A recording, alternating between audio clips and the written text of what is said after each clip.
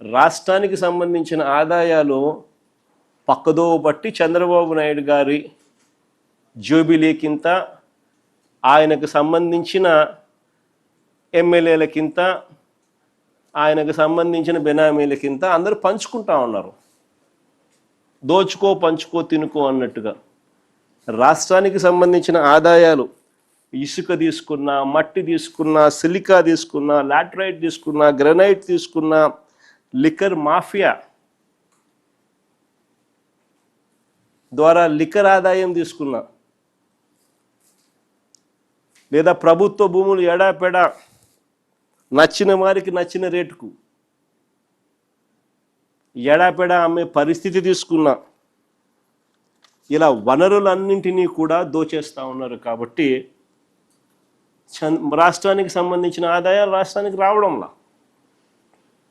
మరోవైపు చూస్తే ఆయనకో విమానంతో పాటు ఒక హెలికాప్టరు, ఆయన కొడుక్కో విమానం, ఆ విమానంతో పాటు ఒక హెలికాప్టరు, తర్వాత ఆయనకు మద్దతు ఇస్తూ ఉన్న ఆయన గారి డిప్యూటీ సీఎం పవన్ కళ్యాణ్ గారికి ఆయనకు ఒక విమానం, మళ్ళీ ఆయనకు ఒక హెలికాప్టరు,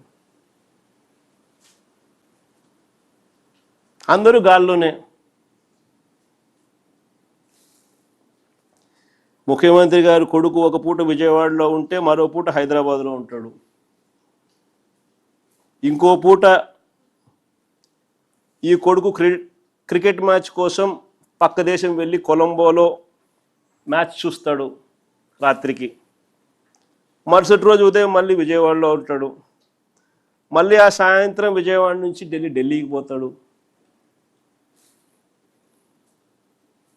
అంతే, ప్రైవేట్ విమానాలే.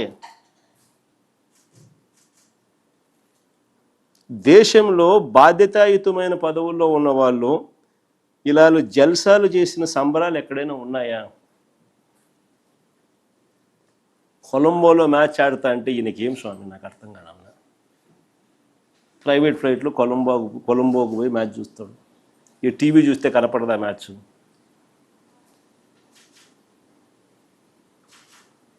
సరే, క్రికెట్ అభిమానివే అనుకో, టీవీ చూస్తే కనపడదా? నేను కూడా నిన్న టీవీలోనే చూసిన మ్యాచ్.